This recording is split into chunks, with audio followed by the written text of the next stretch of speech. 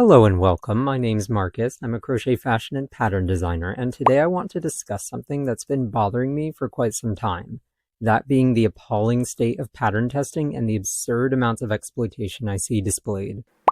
Just to be clear, I am speaking specifically on behalf of pattern testers because, good lord, it is a shambles out there, and I am so tired of watching these mean girl cliques take advantage of well-meaning knitters and crocheters.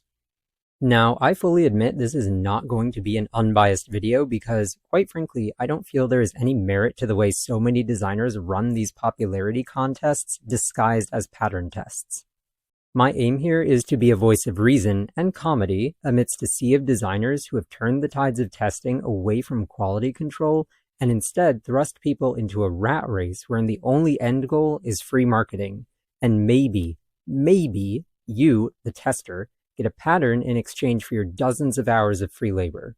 Ultimately, I hope to better equip you as a current or aspiring pattern tester with the knowledge and scrutiny to suss out these kinds of designers, to recognize when you are being exploited, and to allow yourself the confidence to cut through the FOMO or guilt or parasocial attachments so you don't get taken advantage of.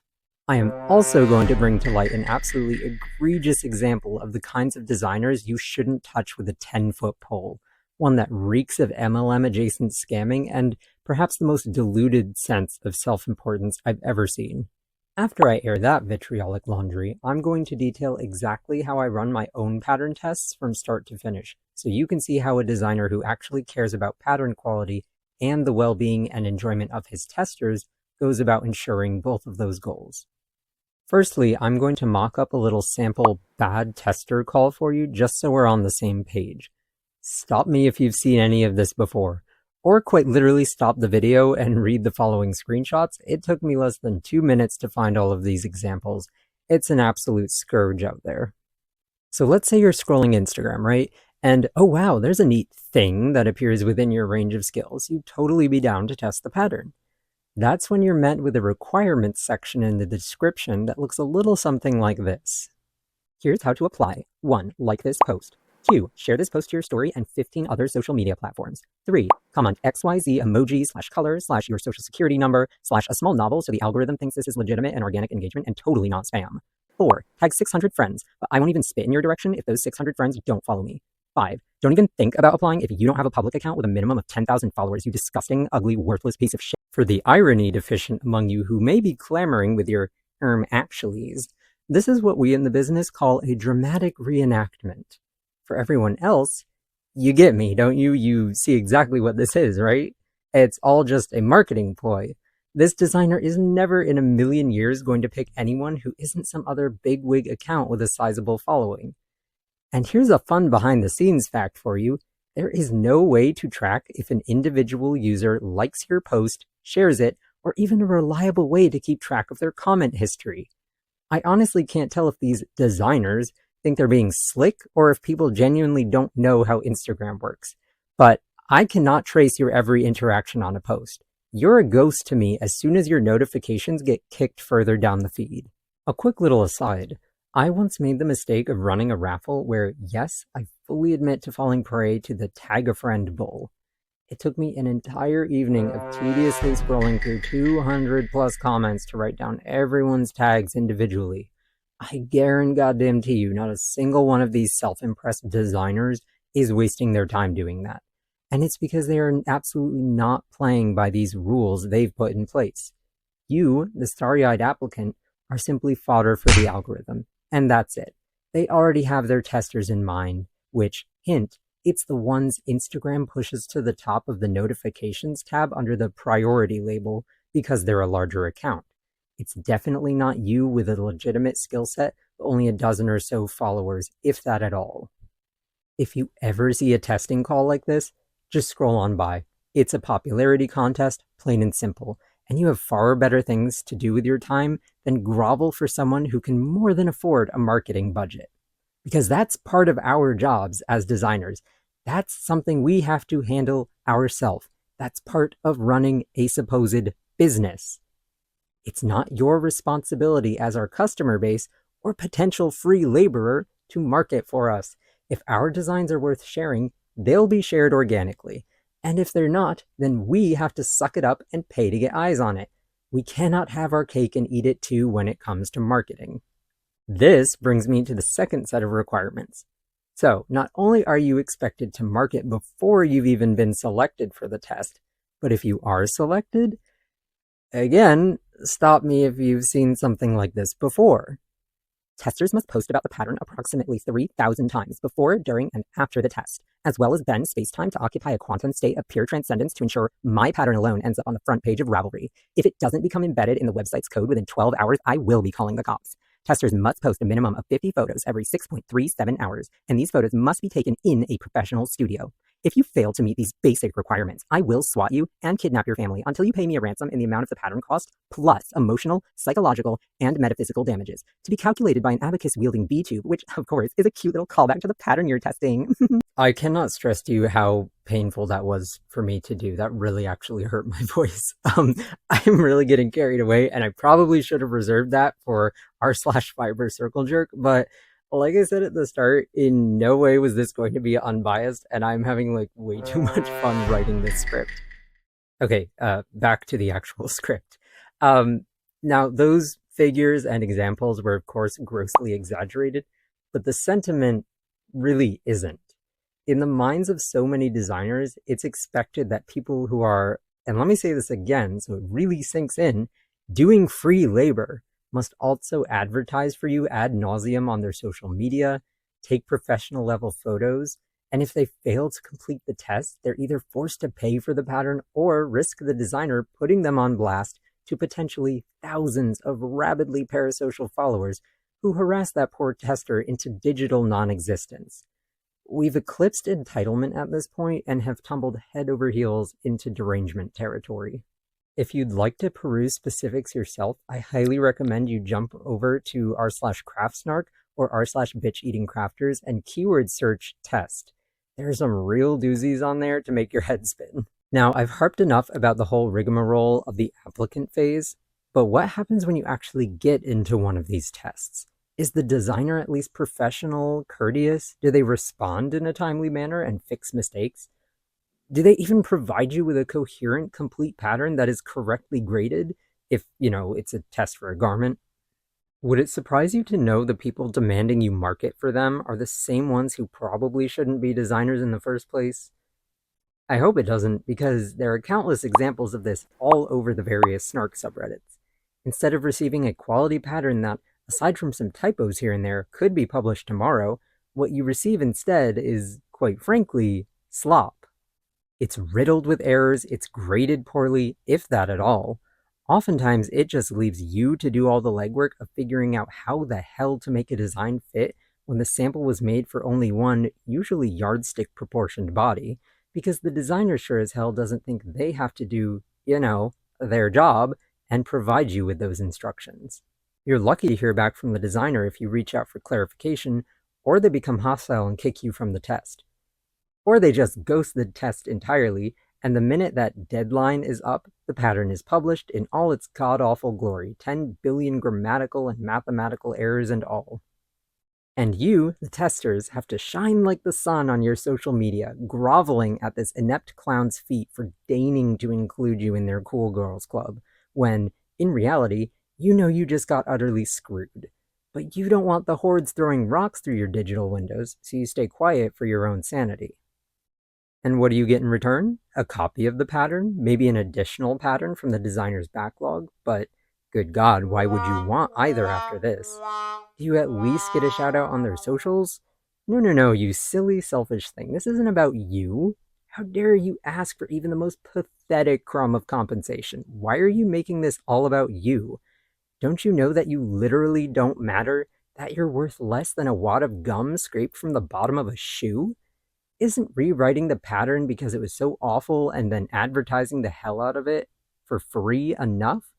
Why you hate small business beans just trying to make it to their next Disney vacation? Okay, sorry, I really need to reel it in. I'm starting to air some grievances that may or may not be entirely related here, but, it's just all the same brand of ooh-woo, boss babe, cutesy ineptitude and greed, and it drives me nuts, you guys. Sure, it makes for great entertainment over on the snark Reddits, but the wider trend is so utterly gross and it frustrates me to no end. I cannot tell you how grateful I was when a pattern hit the big time just right, and suddenly I was spoiled for choice with testers. I still am, in fact. I'm never without dozens and dozens of talented people ready to help me make my latest pattern as good as it can be. Not to mention the repeat testers, who I can't even compensate with free patterns anymore because they've tested so many times and received my entire backlog at this point. Sadly, this is not the pervading attitude among designers, and this truly came to light this week when a post on r/craftsnark popped up on my feed, showcasing every single ridiculous behavior I've talked about so far, and then some. I debated whether I should include the OP's account name or not, and ultimately decided that I will, because this person deserves nothing more than a swift reprimand and a block. No anonymity for someone who's let the greed go to their head so thoroughly that they think any of this is reasonable or undeserving of backlash. Now, there are a lot of moving pieces here, so I'll try and break this down as succinctly as possible. Basically, this person has posited an idea called the Trusted Testers Community, which, according to the original post, is, quote, an invite-only group of verified, reliable testers who consistently meet deadlines and provide quality feedback. On the surface, that seems okay, right? So how do you, the prospective tester, go about joining this lovely-dovely community? Well, not to put too fine a point on it, but you pay. Yes, you, the tester. You pay these people to become part of their tester pool. And you do that by taking part in what they're calling a beta test.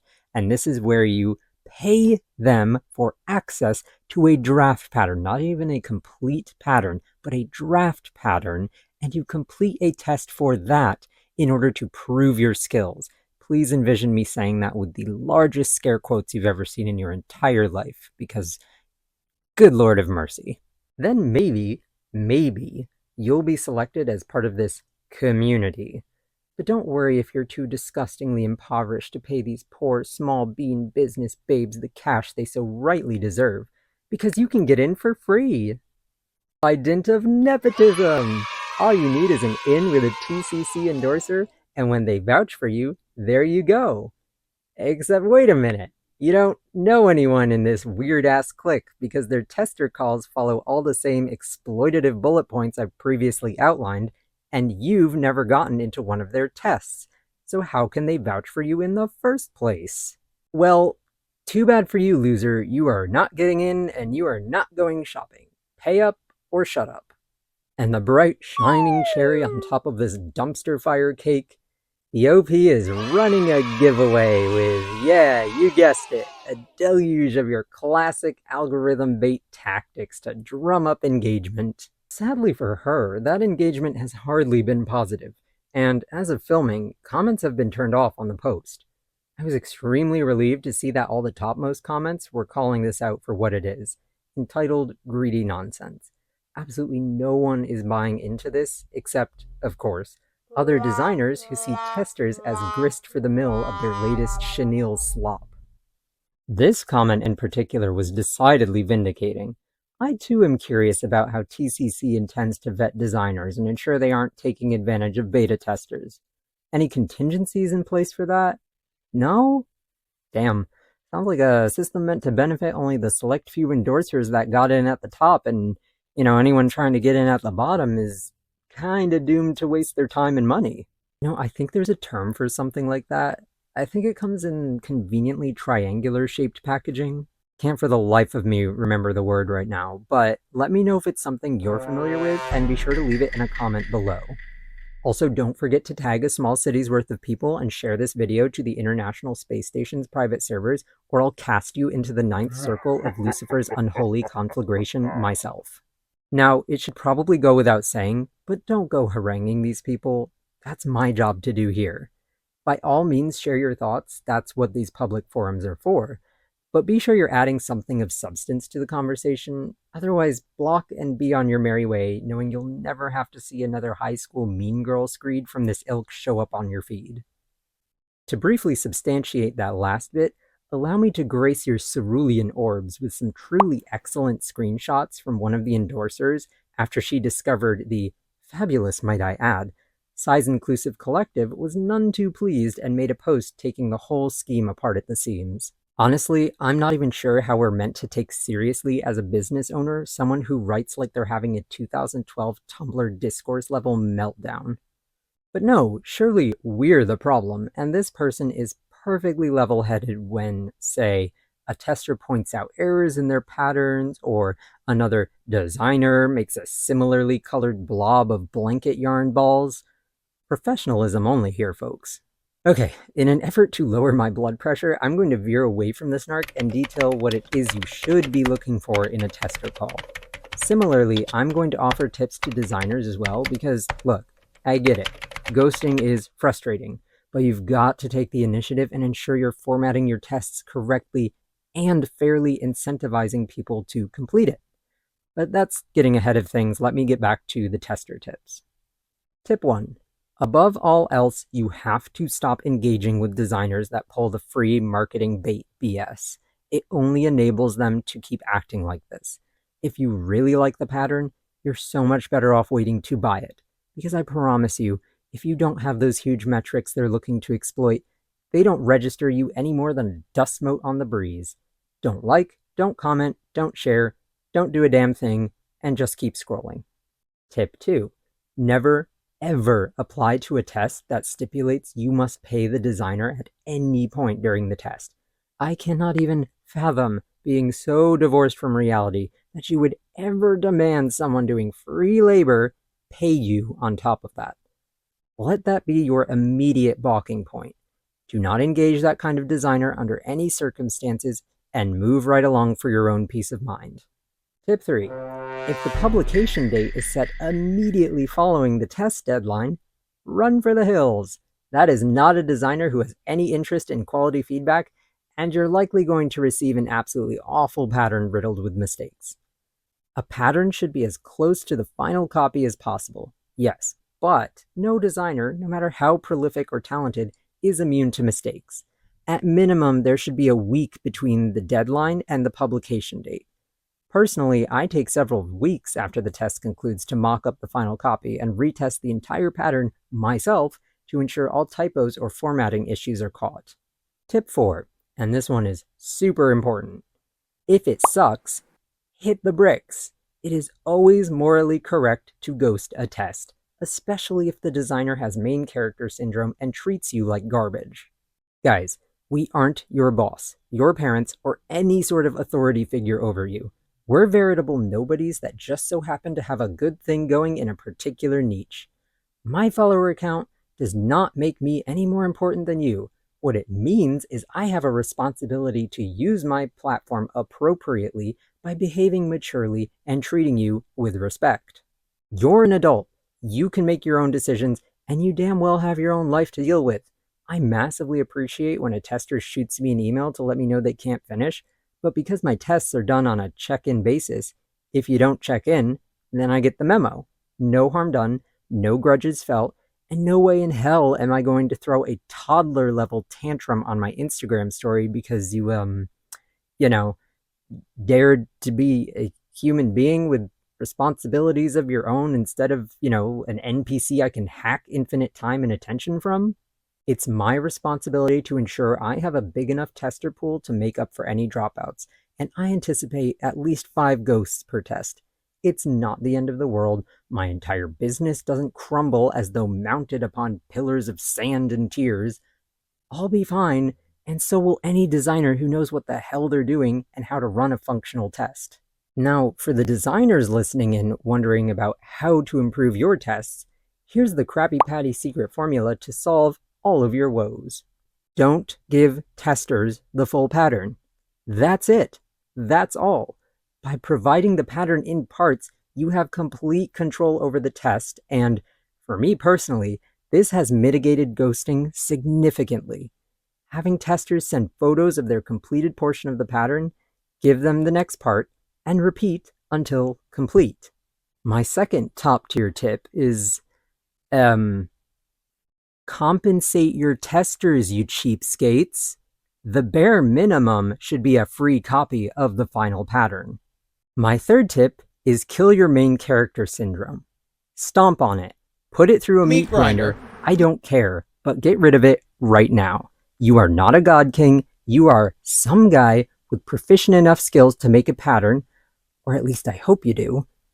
Testers are your equals, not your underlings. Stop taking things so personally, embrace your fallibility, and just move on.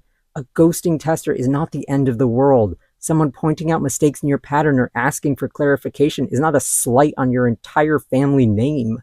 Why are you running a test anyway if not to subject your work to this exact scrutiny?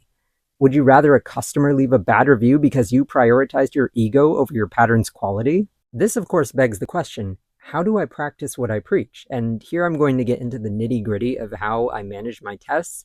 If that's not of interest to you, you can skip to this timestamp here. Firstly, I get everything ready to go before I make a tester call.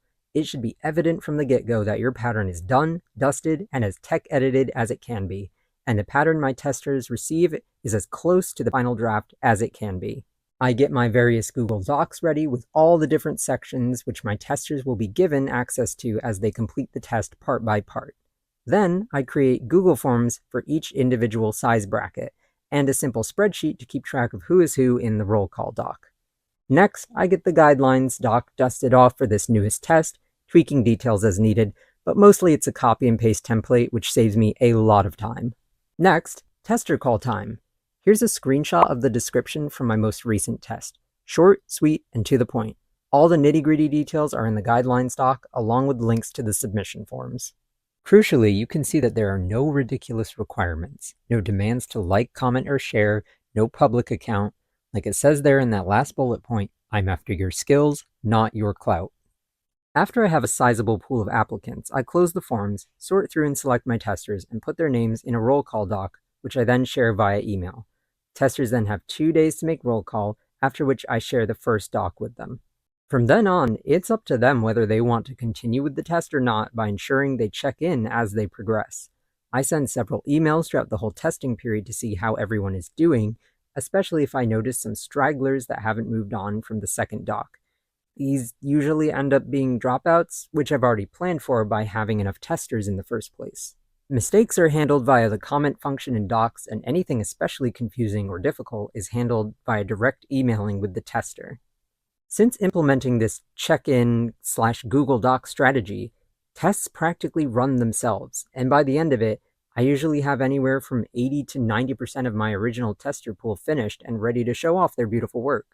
I don't just incentivize them to finish via this check-in method, of course.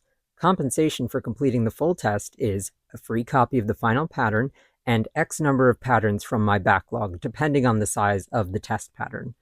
Of late, the tests have been quite big, so testers get 2 additional free patterns. Now, my one big requirement from testers is that they provide at least 2 photos for me to share on my Instagram, so that people can see the garments modeled in all available sizes, and to give these testers access to a wider audience. I've had several testers gain hundreds of followers as a result of this, which is extremely gratifying to see, and I encourage testers to write their own bios for their promo posts. Testers retain full rights to their photos and may request to have them taken down after 30 days from the date of me posting them. This is my one big ask from testers, and I do not require them to post about the test in any capacity. Once they finish and provide me their photos to share, that's it. There are no further obligations. But what about the people who don't complete the test? Do I throw a hissy fit on my Instagram and tear them a new one? Obviously no. I check in with the stragglers, and 9 times out of 10, I hear back that they're unable to continue, and, like a normal human being capable of basic empathy, I let them know how much I appreciate their contribution, wish them well, and we part on amicable terms. It's just that simple. Oh, and if you complete at least 3/4 of the test, you get a free copy of the final pattern, because what kind of greedy Scrooge would I be to dangle a carrot like that in your face and yank it away because, say, you couldn't complete the sleeves by the deadline? You've already done so much work, caught typos, and helped me reword unclear instructions. It's only fair that you're able to finish the pattern on your own time. As a result of all this, I've gathered myself a gaggle of repeat testers who want to take part in tests solely because they like working with me and like my garments. Like I said earlier, many of them have received my entire backlog at this point, so they're technically compensated less than newer testers.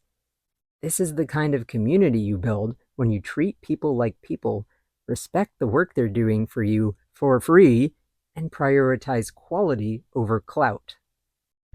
What if I could end this video with some wizened aphorism to soothe everyone's emotions and establish some bland shade of feel-good centrism? Because God forbid you actually commit to an opinion in these bizarre little cutesy uwu echo chambers. But what it really comes down to is the fact that I hate designers like the ones in TCC. Full stop, no holds barred, I hate them.